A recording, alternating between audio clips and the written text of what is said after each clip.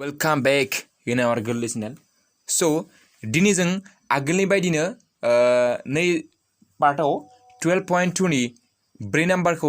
नाम्बारनिफ्राय start खालामनो नागिरदों। स' नोंथांमोना जुदि आगोलनि बे होनायफोर भिडिअफोरखौ जुदि नायाखैब्ला नायनानै ला जाहाथे नै भिडिअखौ इजिलि माने बुजिनो हायो आरो। स' जों जागायजेननायनि आगोलावनो मोनसे होनो नागिरदों जे जाय सोद्रोमाफोरा बा फरायसाफोरा बा लोगोफोरा जोंनि बे चेनेलाव गोदानब्ला स' नोंथांमोना माने भिडिअ चेनेलखौ साबस्क्राइब खालामना ला आरो बे बेल आइकनखौ थुनानै हो जाहाथे गोदान भिडिअनि नटिफिकेसनखौ आगोल नुनो मोनो। स' जों गोबाव खालामालासिनो जागायदिनोसै लोगोफोर। दा कुइसनखौ आं एसे दिन्थिग्रोनो लानोसै। बे कुइसना मा दं जोंनिया 4 नाम्बारनि कुइसना। नैबे जाबाय 4 नाम्बारनि कुइसन। मा दङ 12.2 नि हा लोगोफोरनि बे 12.2 नि 4 नाम्बार। स' बेयाव मोनसे बेंखननि सखावा बेसेबां होनाय दङ 10 सेन्टिमिटार आरो सिलिं हांखोआ होनाय दङ। सिलिं हांखोआ मिरुआव 1 माने से खनाथि खना माने बेसेबां डिग्रि लोगोफोर खनाथि खना माने 90 डिग्रि सोमजिहोदों। दब्लायथि दिहुन जुदि बिदि सोमजिहोयोबा दब्लायथिखौ दिहुननो होदों माने दब्लायथि दिहुननो होदों उन्दै बेंखन खोन्दो आरो लोगोफोर नैबे जुदि जोङो बेंखन आंनि बिजाबाव नैबे बेंखन खोन्दो होनाय दं जुदि बेंखन खोन्दो लायोबा जोंनिया एन्सारजों मिलायनो थाङोब्ला जोंना मिलायहैया। स' दा आं इंलिश मिडियामनि बिजाबावबो नायदों दा इंलिश मिडियामनि बिजाबावबो दङ नैबे बेंखन खोन्दोसो माने बेंखोन्दोसो। स' लोगोफोर बेखौ आं खोमोरनानै मा खालामना लाबाय बेंखोन्दो खालामनानै लाबाय आरो पाइनि मानखौ बेसेबां हमनो होदों जोंखौ पाइ इक्वल टु 3.14। स' स्टार्ट खालामसै लोगोफोर। स' सलुसन स' मोनसे बेंखन आखिनोसै बेंखन आखिनाय एसे बुजायनोसै लोगोफोर ट्रायेल माने दा नैबे बेंखन दा बेवहाय सखावा बेसेबां होनाय दङ लोगोफोर सखावा होनाय दङ 10 सेन्टिमिटार हा लोगोफोर। बेनिफ्राय पाइनि मानखौ बेसेबां लानो होदों पाइ इक्वल टु बेसेबां लानो होदों जोंखौ 3.14। दा बेनिफ्राय मा होनदों एकर्डिं टु कुइसन मा होदों माने फार्स्टलि उन्दै बेंखन खोन्दो माने मा लोगोफोर उन्दै बेंखन खोन्दो माने जाबाय नैबे दा सिलिं हांखो ना नै सिलिं हांखोनि नै खिनाखौ मा होनगोन जोंनिया उन्दै बेंखन खोन्दो बेखौथ' आगोलनो बुजायखाना होनाय जादों नोंथांमोना नायाखैब्ला नायनानै ला। नेक्स्टआव दा मा जागोन दा आरो नेक्स्ट 2 नाम्बाराव मा खालामनो होदों 1 नाम्बाराव जाबाय नैखिना पार्टखौ दिहुनगोन जों नैखिना पार्टखौ दिहुनगोन बेखिना पार्टखौ। बिनिफ्राय 2 नाम्बार कुइसनाव मा दङ गेदेर बेंखोन्दो 2 नाम्बाराव मा दङ गेदेर बेंखोन्दो माने माखिना पार्टआ जागोन जोंनिया नैखिना पार्टआ लोगोफोर नैखिना पार्टआ मा जागोन जोंनिया 2 नाम्बारनि सलुसन। दा होमब्ला नैबे मा होनसै आं नैबे अ नैबे ए नैबे बि आं बिदि होनसै अ ए बि होनसै आरो नैबे मा होनसै माने हमना ला नैबे सि हमना ला नैबे मा होनसै आङो डि होबाय दा बिदि होनना हमना लाबाय। स' जों फार्स्टलि 2 नाम्बारखौ खालामग्रोगोन लोगोफोर 2 नाम्बारखौ 2 नाम्बारखौ खालामग्रोनोसै माने 4 नि 2 नाम्बारखौ खालामग्रोनोसै बिनि उनाव 1 नाम्बार खालामगोन। दा 2 नाम्बाराव खालामनो होदों गेदेर बेंखोन्दो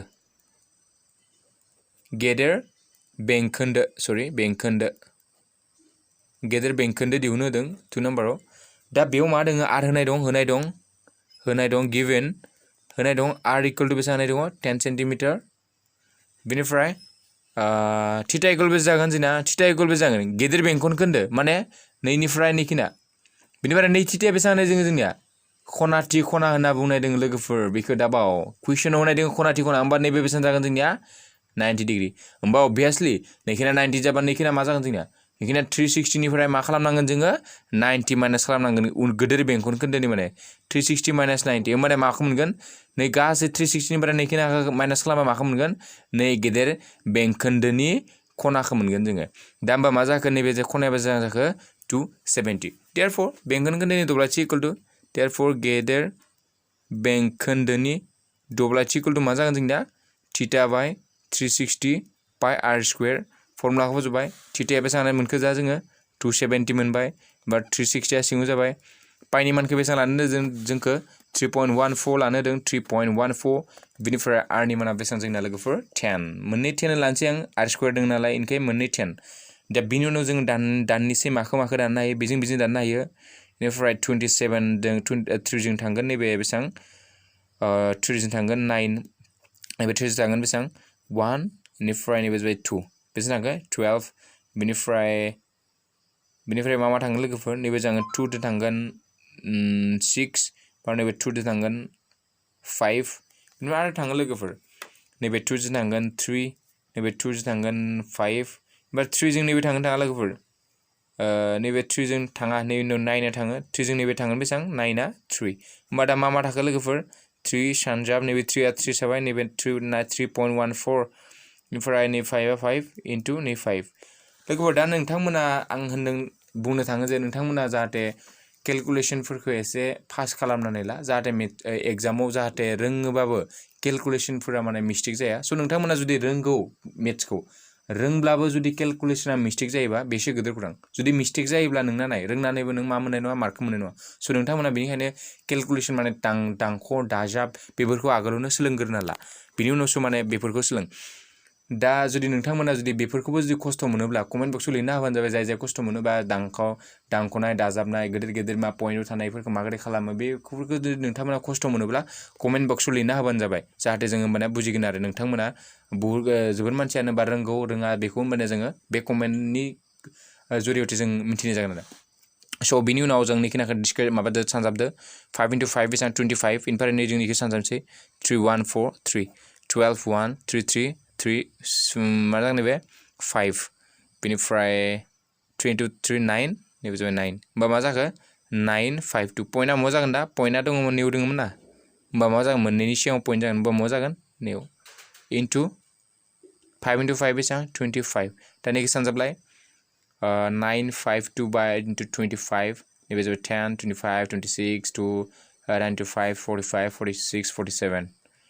4 नैबे जाबाय 10 1 9 into 2 18 18 19 आंना मिस्टेक जालांबा लोगोफोर नोंथांमोना मा होनदों दिन्थिना होलांबानो जाबाय मानोना आंना भिडिअबो खालामनाय जादों आरो खालामलांनायबो मेथ्सबो खालामलांगासिनो ना बेनिखाय एसे माने स्लाइड मालाबा माने मिस्टेक जानोबो आखा दोङो स' बेनिखाय नोंथांमोना आंखौ निमाहा होबानो जाबाय माबा जुदि मिस्टेक जालांबा केलकुलेसनाव मालाबा स' बिनि उनाव नैबे 0 जाबाय नैबे जाबाय 10 बिनिफ्राय नैबे 7 18 1 8 जागोन नैबे जाबाय 3 नैबे जाबाय बेनो जागोन 2 होमबा बेसे जाखो जोंना बिदि सानजाबबा दा पइन्टआ मा जागोन पइन्टआ नैयाव दङ पइन्टआ मा दङ नैयाव दङ होमबा मोननैनि सिगाङाव पइन्टआ जागोन होमबा मा जागोन नैयाव होमबा एन्सारा मा जाखो जोंनिया 2 3 8 पइन्टनि उनथिं जुदि थाबा बेखौ जों लिरा देयारफर मा जागोन 7 सेन्टिमिटार स्कुवेर दा बेनि उनाव दोङो दा बेनि उनाव जोङो बोरलाखौ दिहुनबाय एबार दोङो नैखिनाखौ दिहुननांगौ नैखिनानि बेंखनखौ आं नै सावगारिखौ नेक्स्ट आरो आखिफिनना लानोसै लोगोफोर नैयाव माने एसे मोजाङै आखिना लानानै मोनसे खालामलायनोसै दा नैबे होनाय दोङोमोन जोंनिया बेसेबां दोङो नैबे दोङो बेसेबां 90 डिग्रि बिनिफ्राय जों दा नैखौ दिहुननांगौ नैबे दोङो 10 जों नैखिनानिखौ दिहुनग्रोबाय नैखिना सानिखौ दिहुनबाय जोङो सानिखौ अके दा सानिखौ ओमफ्राय 238 दा जोङो उन्दै बेंखन खोन्दो नैखिनाखौ दिहुननांगौ 1 नाम्बाराव माने मा नाम्बारनि 1 नाम्बारनि बे 4नि 1 खालामसै जों दा उन्दै बेंखन खोन्दोखौ खालामनोबा जों नैखौ डाइरेक्टलि दिहुननो हाया जों मा दिहुननांगोन फार्स्टते बोरला माने नै बेंखन खोन्दो नैखिनानि गासैनिखौबो दिहुनग्रोना लानांगोन माने बेंखोन्दो नैखिना गासैनिखौ दिहुननानै जोङो नै आखान्थिथामखौ माइनास दांख'ना होबा जोङो नैखिनाखौ मोनगोन स' फार्स्टलि नै गासैखौबो दिहुननांगोन बिनि उनाव नै आखान्थिथामनि दब्लायथि दिहुननांगोन होमबानिया जोङो माइनास खालामना होबानो मा मोनगोन बेंखोन्नै उन्दै बेंखोन्दो स' दानिया मा हमना लादोंमोन जेनेबा ए अ ए बि नैबे जाबाय सि होनना हमबाय जोङो दा सि हमबाय दा हमना ला देयारफर अ ए सि बि बाहागोनि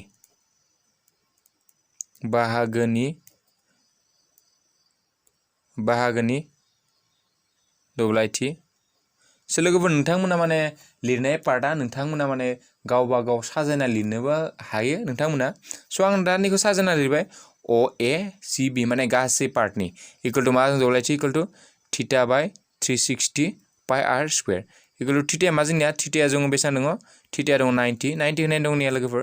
90 बाय 360 नि मा जागोन पाइ आर स्कुवेर स' बिनिफ्राय नैबे थांगोन केन्सेल बिनिफ्राय आरो नैबे थांगोन बेसे थांगोन नैबे थांगोन 4 दा मा जागोन सिङाव 4 थाबाय साव मा थाखो पाइ आरो बेसेबां आरखौ जों दा बेखौ आरखौ दोनथ'नोसै बेबायदिनो दा नेक्स्टआव मा खालामगोन लोगोफोर नेक्स्टआव जोङो नै आखान्थिथामनि दब्लायथि दिहुननांगोन स' नोंथांमोना आखान्थिथामनि दब्लायथि दिहुननाय फर्मुलाखौ मिथिगौ ना मिथिया लोगोफोर दा आखान्थिथामनि दब्लायथि दिहुननाय फर्मुला जेनेरेल फर्मुलाया मा जोंनिया हाफ इन्टु हासा इन्टु मा इन्टु जौथाइ बे जाबाय मा जौथाइ हासा इनटु जौथाय हाफ इनटु बे जाबाय जेनेरेल फर्मुला माने जौथाया मा जानांगोन जोंना नैबायदि आरो नैबे दा माबा जायोबा नैबे जाबाय जौथाय जाबाय नैबे जाबाय हासा जाबाय दासो जोंनो जौथाय होनाय गैया ना होनाय दं जौथाय होनाय गैया होनायथ' गैया बेखौ माबोरै दिहुनगोन दा लोगोफोर दा नाय नैयाव जौथाय होनाय दोङो नोंथांमोना नैबायदि आखिनायखाय एसे माने मिस्टेक स्लाइटलि माने जौथाय नङा गोलै नुदों नाय मोनथेन खनाथि आखान्थिथाम माने मा बुजियो नोंथांमोना नैबे खनाथि आखान्थिथामा नैबायदि जायो जाया नैबायदि जायो होमबा नैबे बेसेबां 90 डिग्री नङा होमबा 90 डिग्री माने नैबे मा जौथाय होमबा नैबे मा जागोन अ ए बी निफ्राय मोनो देयरफोर होमबा दा नैबे जौथाय नैबे जौथाय नैबे हासा नैबे मा नैबे जाबाय जोंना लाव आखान्थि देयरफोर आखान्थिथाम अ ए बी नि दब्लायथि अ ए बी नि दब्लायथि इकुवेल टु मा जागोन हाफ इनटु हासाया मा जागोन जोंनिया नै हासाया आं नैखौ लिरला लोगोफोर नैयाव लिरबाय थालिया आरो डाइरेक्ट खाजानथि हासाया जाबाय हमना ला नैखौ हमसै अ ए खौ हासा हमबाय आरो जौथायखौ मा हमखो अ बी हाफ इनटु अ ए आरो नैबेबो 10 नैबेबो 10 मानो समान जागोन जोंनिया मानो समान जागोन मानोना मोननैबो बेंखननि सखाव इकुवेल टु मा खागोन 10 इनटु 10 दा नै जों इदि मा थांगोन 5 थांबाय दा इनटु मा जाखो इकुवेल टु 5 सानजाब 10 इकुवेल टु बे जागोन जोंना 50 देयरफोर मा जागोन दा गासैनि दब्लायथिया नैखौ मोनदोंमोन आरो नै आखान्थिथामनो नैखौ मोनबाय दा नै गासैनिफ्राय नै आखान्थिथामखौ माइनास खालामना हो होमबानो नैखौ मोनगोन जोङो देयरफोर उन्दै बेंखन खोन्दोनि दब्लायथि इकुवेल टु मा जागोन जोंनिया इकुवेल टु नै डाइरेक्ट माइनास खालामना होनोसै आं पाइ आर स्क्वायर बाय 4 माइनास 50 दा मानफोरखौ दासो फजनसै लोगोफोर आं नैथिं पाइ आर स्क्वायर पाइनि माना 22/7 लानो होदों ना लोगोफोर नङा लोगोफोर मा लानो होदों जोंखौ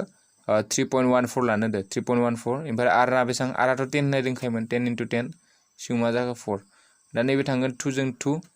नैबे थांगोन 5 ओमफ्राय नै 2 जों नैबे थांगोन 5 ओमफ्राय नैथिं मा जागोन माइनास 50 दा जोंना पेजआ जोब्बाय लोगोफोर एक्सट्रा पेज लानोसै स' पेज लानाय जाबाय स' बिनि उनाव जों बेखौ माखौ मोनगोन जोङो नैखौ मोनबाय दा बिनि उनाव नेक्स्ट स्टेपाव नै खालामसै 3 जा नैथिं मा थागोन 3.14 सानजाब 5 बेसेबां जागोन 25 माइनास 50 मोनबाय दा बिनि उनाव बिदि सानजाबना बेखौ माइनास खालामना होबानो जाबाय आरो 3.14 25 सानजाब बे जायो 20 5 6 7 होमबा नैबे जाबाय 15 होमबा नैबे 28 2 नैबे जाबाय 6 बे जागोन 0 15 5 7 8 5 7 6 7 8 बेनिफ्राय 6 7 8 बेसेबां मोनगोन दा होमबा पइन्टआ मा जागोन मोननैनि सिगाङाव नैबे जागोन पइन्टआ इकुवेल टु जागोन 88.50 माइनास 50 दा इनिफ्राय माइनास 50 खालामना होदो माइनास 50 खालामबानो टिस खालामनांगोन लोगोफोर नैबे 0 0 50 नैबे जाबाय 8 नैबे जाबाय 3 होमबा दा एन्सारा बेसेबां मोनखो 38.50 दा नैबेनो जाबाय जोंनिया एन्सार स' लोगोफोरनियाव माने एसे मिस्टेक जाबाय स' नैबे जोंनिया बेसेबां थायोमोन नैबे जायोमोन 7 दा 7निफ्राय 5 थांबा नैबे 2 सरि नैबे 2 जायो एसे माने भिडिअ थिखानायाव एसे माने जोंना स्टेन्डबो गैया नालाय बेनिखाय माने भिडिअखौ नायना साथि नायना खालामबाय थानायावनो जोंनिया मेथ्सनि माने दानख'नायफोरानो भुल जालांनाय हमदों स' लोगोफोर बे भिडिअजों बेखौनो सावरायनानै नोंथांमोननिफ्राय भिडिअ लानाय जाबाय स' नोंथांमोना जुदि जोंनि बे भिडिअ होनायफोरखौ जुदि मोजां मोनोब्ला लाइक खालामनो दाब्लाव आरो जेसेबां हायो लोगोफोरनो एबा सिनियरफोरा नायदोंब्ला जुनियरफोरनो शेयार खालामनो नाजा लोगोफोरनो आरो जेसेबां हायो जोंखौ बेबायदि भिडिअ दिहुननो कारणे सापर्ट खालामबाय था जों मानेसो बेबायदि माने भिडिअफोरखौ दिहुननो कारणे माने साहस मोनो स' नोंथांमोना जुदि जोंनि बे भिडिअखौ मोजां मोनदोंब्ला साबस्क्राइब खालामना ला आरो जुदि गाज्रि मोनदोंब्ला कमेन्ट बक्सआव कमेन्ट हरबानो जाबाय जुदि जायाखै होनना जुदि सानदोंब्ला स' बेखिनिखौनो होनानै नोंथांमोननिफ्राय बिदाय लाबाय स' गोजोन्थों लोगोफोर बाय बाय